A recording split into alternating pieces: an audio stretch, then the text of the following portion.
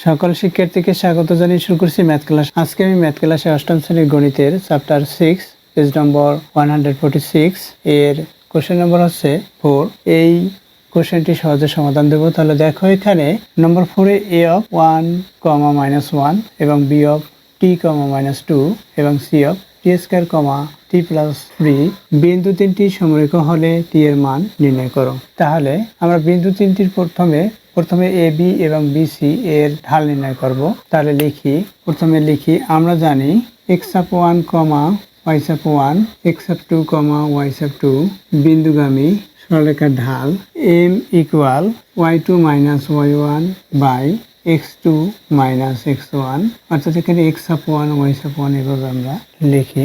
সুতরাং a of 1, -1 O b of t, t, 2 বিন্দু দ্বারা ঢাল m সাব ab ইকুয়াল এখানে y2 মাইনাস y1, y2 কি, y2 হচ্ছে 2 মাইনাস y1 কি, এখানে y1 হচ্ছে -1 অর্থাৎ -1 দেই বাই x2 হচ্ছে এখানে t মাইনাস x1 হচ্ছে এখানে 1 ইকুয়াল এখানে 2 এই মাইনাস গুণ মাইনাস প্লাস এখানে 1 by t minus 1 equal 3 by t minus 1 এটা হলো। এবং b of t, 2 ও c of t square, t plus 3 বিন্দু দ্বারা ঢাল m সাব এখানে bc হবে ইকুয়াল y2 অর্থাৎ t প্লাস 3 এটা হচ্ছে y2, এটা মাইনাস y1 এখানে হচ্ছে 2 by x2 t square minus x1 হচ্ছে এখানে t, অর্থাৎ এখানে কি হয় সেটা আমরা নির্ণয় করি। অর্থাৎ t প্লাস 1 অর্থাৎ 3 থেকে 2 বাদ যাবে তাই 1 হলো, এখানে t স্কয়ার মাইনাস t এটা হলো। যেহেতু বিন্দু তিনটি সমরেখ সুতরাং লিখি যেহেতু abc বিন্দু তিনটি সমরেখ বা বিন্দু তিনটি সমরেখ লিখি এখানে a অফ এত, b অফ এত, c অফ এত, সুতরাং এত এভাবেও লিখতে পারি। আবার a, b ও c বিন্দু তিনটি সমরেখ অর্থাৎ একই রেখায় অবস্থিত, এটাকে বোঝায় সমরেখ। সুতরাং 3 by t minus 1 equal t plus 1 by t square minus t এটা হলো। বা আমরা আর গুণন করবো এভাবে অর্থাৎ 3 দিয়ে এটাকে গুণ আর গুণন করি 3t square minus 3t equal এটার সাথে এটা গুণ করি t plus 1 into t minus 1 অর্থাৎ t স্কয়ার মাইনাস 1 হবে। দেখো যেহেতু a plus b into a minus b equal a square minus b square এটা। বা পক্ষান্তর করে এর সাইডে নিয়ে আসি তাহলে কি হবে 3t square minus 3t minus t square plus 1 equal 0। এখানে লিখি পক্ষান্তর করে, এখানে আমরা আর গুণন করেছি বা বজ্র গুণন করেছি সেটা লিখতে পারি। বজ্র গুণন করে অবশ্যই লিখে দিতে হবে সাইড নোটে যা করতে হয় বজ্র গুণন করে।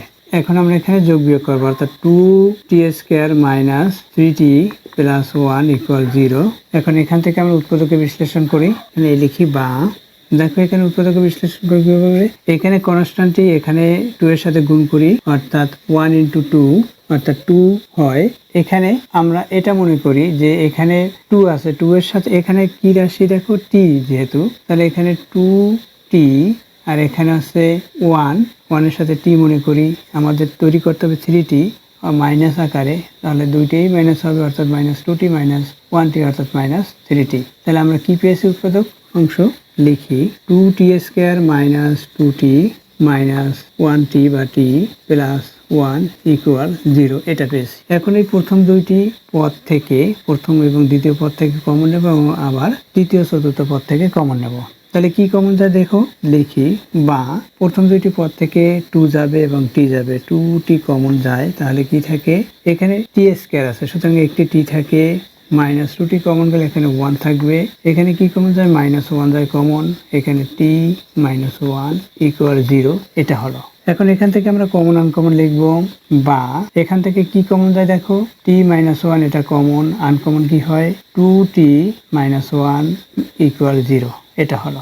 এখন লিখি আমরা হয় এত ইকুয়াল 0 অথবা এত ইকুয়াল 0, হয় t মাইনাস 1 ইকুয়াল 0 অথবা 2t মাইনাস 1 ইকুয়াল 0। তাহলে এখান থেকে কি হয় অতএব t ইকুয়াল 1 হয় পক্ষান্তর করলে এখানে আমরা পক্ষান্তর করেছি, পক্ষান্তর করে টি সমান 1 পেয়েছি। এখানে কি হবে, 2t ইকুয়াল হচ্ছে 1, অর্থাৎ t ইকুয়াল হবে হাফ। অর্থাৎ এইভাবে হয়, বা লিখি 2t ইকুয়াল হচ্ছে পক্ষান্তর করে 1, এখানে পক্ষান্তর করেছি, আমি সংক্ষিপ্ত লিখলাম পক্ষান্তর করে, বা t ইকুয়াল হচ্ছে 1/2, এখানে হাফ হলো, এখানে আমরা পেয়েছি 1। অতএব আমরা কি পেয়েছি, t এর মান এখানে লিখতে বলছি, t এর সম্ভাব্য মান, t এর সম্ভাব্য মান 1 এবং হাফ, অতএব t ইকুয়াল 1 অথবা হাফ, এটা হচ্ছে অ্যান্সার। অর্থাৎ টি এর মান 1 এবং হাফ হলে এই বিন্দু তিনটি সমরেখ হবে। প্রথমে 1 বসালেও সমরেখ হবে এবং হাফ বসালেও সমরেখ হবে। অর্থাৎ টি এর মান আমরা এখানে এভাবে না লিখে তাহলে 1, হাফ, এটা হচ্ছে টি এর মান,